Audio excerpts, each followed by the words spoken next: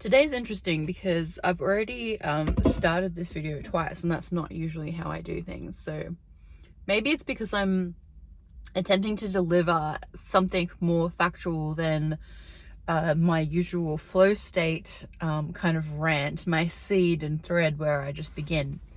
So I'm trying to arrange something, but I'm arranging it without planning it. So I want to talk about profiles today. Reason being, profiles have come up, and specifically my profile, the 6'2", has come up in conversation or with other 6'2s that I'm buddies with. Us 6'2s like to hang together or learn from each other. That's potentially how it is for the other profiles as well, but I'm a 6'2", so I specifically can speak to my experience with other 6'2s that I meet that have an awareness of human design. We really want to understand each other, perhaps because it's quite a detached or an aloof state to be in as a 6'2". So with that being said, I'm going to roll through what makes up these profiles. Profiles in human design are the line values. So in human design, we use the 64 I Ching. Each one of those 64 I Ching are built up of the arrangement with the I Ching hexagrams, which is the 6-line hexagram. So there's the I Ching number, which is a gate in human design, and then there's also a line value. So the planetary activation rolls through 1, 2, 3, 4, 5, 6 lines within each of the gate, and then it moves on to the next gate. 1, 2, 3, 4, 5, 6 moves on to the next gate, and that's sort of happening as the planets are moving in the natural cycles of things. That's how astrology works and how human design works. So we end up with line values of our sun and earth on the conscious and unconscious side, which is from the time we were born plus the 88 days before we were born. And well, that gives us our incarnation crosses, those 4, the sun and the earth, and the sun and the earth on both sides. But then our profiles are just the sun on the conscious and unconscious, the line values. So now when we take those line values, we have a profile. There are 12 profiles. There are 7 right angle cross profiles. There are 4 left angle cross profiles, and there's 1 juxtaposition. The 7 right angle profiles are here on a personal destiny. The 4 left angle profiles are here on a transpersonal karma, so here to interact and impact other people in chance meetings and and it impacts us as well. So there's no specific destiny, but we're sort of like meeting people and activating karma or repairing karma. That's kind of the life cycle. The right angle crosses on a personal destiny. They're all here to kind of have something or on some particular theme that really pertains to them. It's a little bit more selfish, but we like to use the word self-full to try and change the tone of selfishness, because it's not a negative thing in such a way as we might previously have understood. Anyway, personal destiny of the right angle. And then we've got the juxtaposition, who is neither here on transpersonal nor personal karma, but they have a fixed fate, and they sort of act as this fixed energy where everybody else spirals around them. So they're actually holding together the spiral of personal and transpersonal work. So they're really here on a fixed fate, which is really interesting. There's only 1 profile, the 4-1 of juxtaposition. Okay, so let's go through the line values. There's 6. So like I was saying, 1, 2, 3, 4, 5, 6 of each of the gates. So those 6 lines have their own kind of meanings and their own stage of development. So the 1 obviously starts at the bottom. It's the foundation. So it's an investigator. The line 1 wants to get to the bottom of investigating things for themselves to build a really solid foundation to carry the rest of us through that, you know, deep, I want to use the word kind of commitment to building something from the foundation. So they really like want to uncover everything and just get to know either some particular thing or things on their own in order to be assured and to reduce the fear of not having a foundation. So then from the 1 we go to the 2, which is the 2 is the hermit or the natural. So the hermit likes to hide away and work on their natural skills, talents and abilities. The natural doesn't need to be taught these things. They just know. It's hard to show other people exactly how they know it because it's innate. It's something they're born with. They're wanting to hermit away and stay sort of hidden so that they can develop these talents in privacy. They're quite selective about what they opt into. They need to be called out. They're also a little bit blind to their own talents, so other people are kind of looking in or able to see them and want to try and call out or pull out or bring out these skills and talents, and they want to ask them for help. How do they do this? How do they do that? But yeah, the hermit kind of wants to protect their space to nurture those creative talents and just sort of like be left alone. The 3rd line is all about trial and error. So they are bumping into things. They're prone to actual breaks, bonds made and bonds broken. So they have friendships and kind of fall apart. They have work relationships and fall apart. And it's all, they're built for that kind of, they're well built for the impact of things bumping into them and for them working out what the best way to do something is, or what the best way to get something done is. And it's like a hard road to work out. It's a lot of failing. It's constant failing. And the failures, you know, are what gives us, the collective, the information, because the 3rd line is able to say, hey, I tried that, don't do that, do this other thing, you know.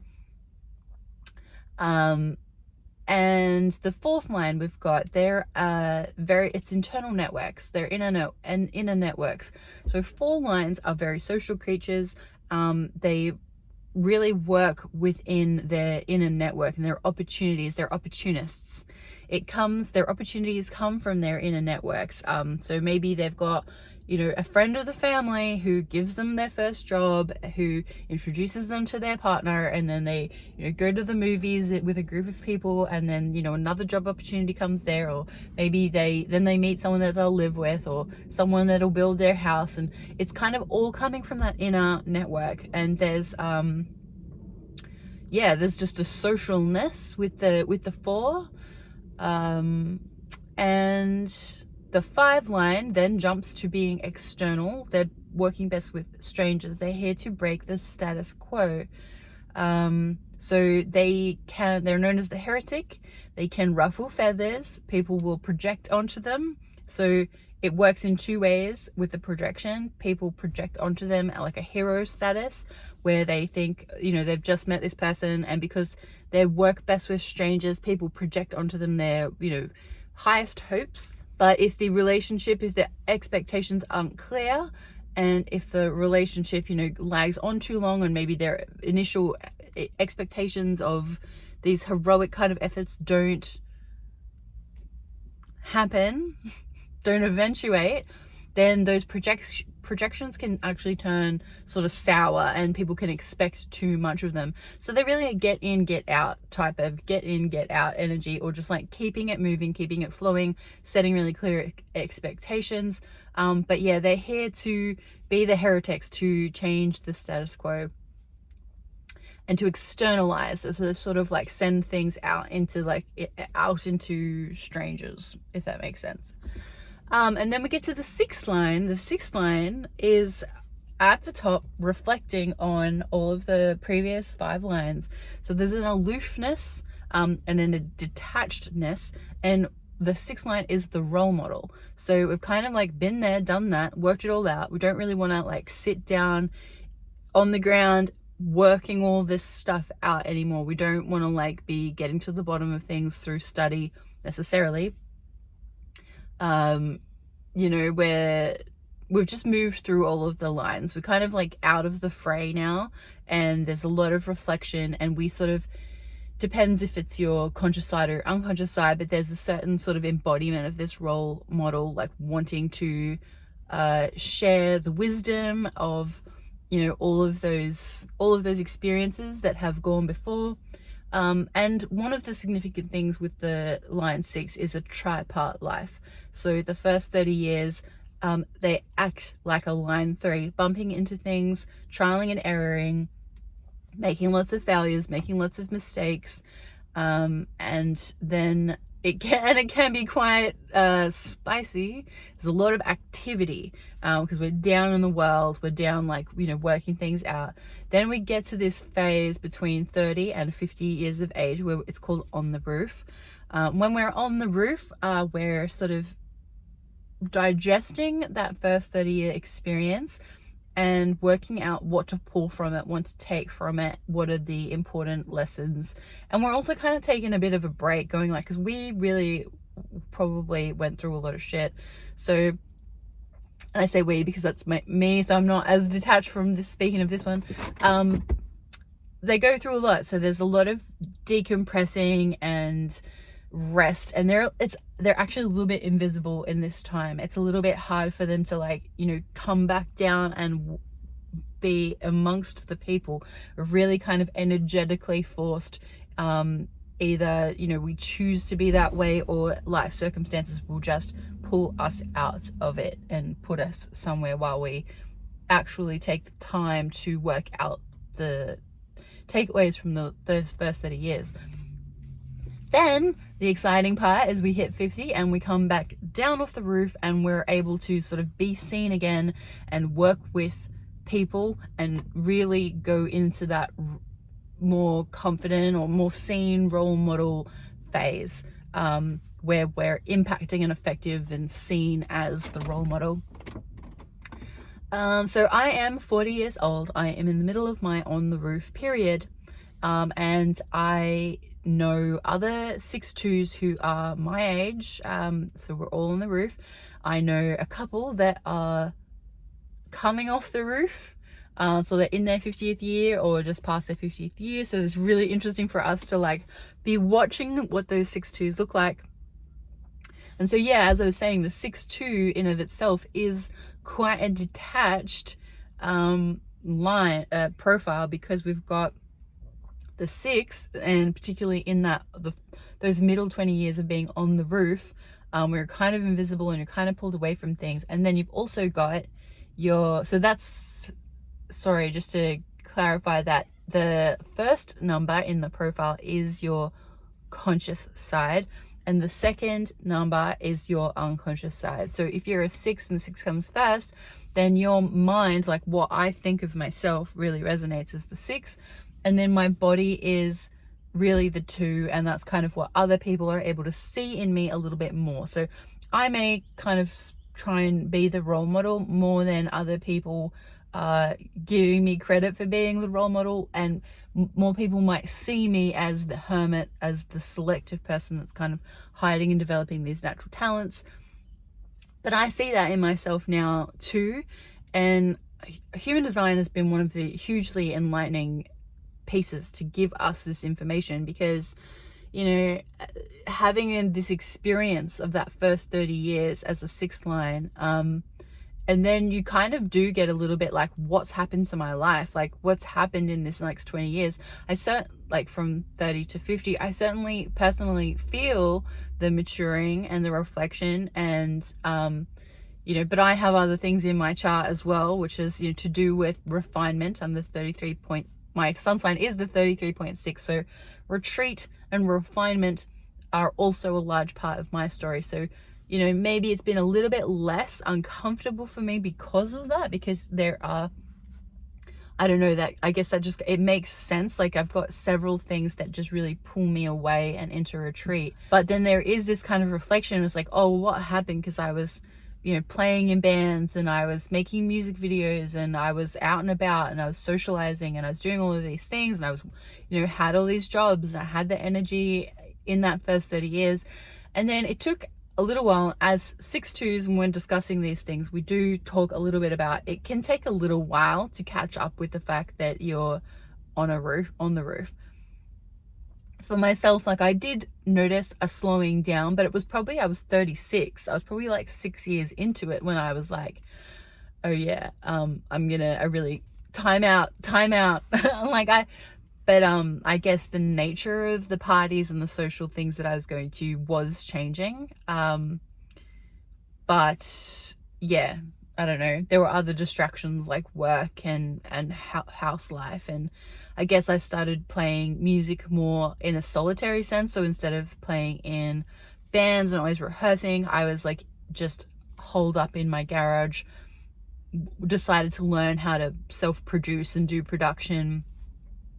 I had done, anyway, sorry, I won't get into that. I had done music production when I was younger at a school, but I'm talking about actually writing songs with, you know, drum loops and sound loops and synths, which wasn't something that I had done a lot because I'd been playing in bands with guitars and singing and that style of thing. So, you know, that naturally what I was doing with myself was changing, and I was saying, hey, I can't come out, I can't socialize for, you know, 3 weekends in a row because I really want to finish working on these songs that I'm writing, and working on my skills as a producer, music producer. So that was starting to happen, and I was starting to just shut the door and be like, I can't come out to play now, guys. I've got busy things to do. Man, it's just, yeah, I guess when you come across human design and you see these, you just see how much it makes sense, and helping us to be more comfortable with ourselves and to ride the wave. So I guess one of my don't know if you call it unique propositions, or like where I kind of come and do my human design lens is really about flow state, because I think that there are so many of these parts, and what happens is when we become aware of them and we learn them, it's like just provides the layer on top of everything where you stop resisting yourself. You stop resisting what it is that feels natural and what feels comfortable and what you want to be doing with your time and when you want to be doing it with your time, because that's a lot of the energy, the external energy and the outside forces that are attempting to tell us to move faster or move quicker or be more productive, or even to try and pull us away from those creative endeavors at all, saying you need to be this, you need to be that. Like, if you haven't made it by the time you're, you know, 25, you're not a 25-year-old millionaire, then you're done, you're cooked, get out.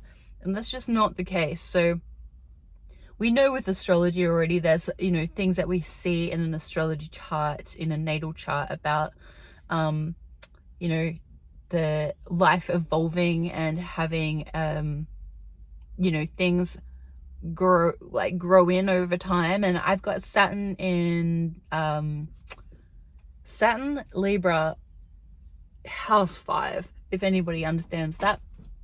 Saturn Libra house 5.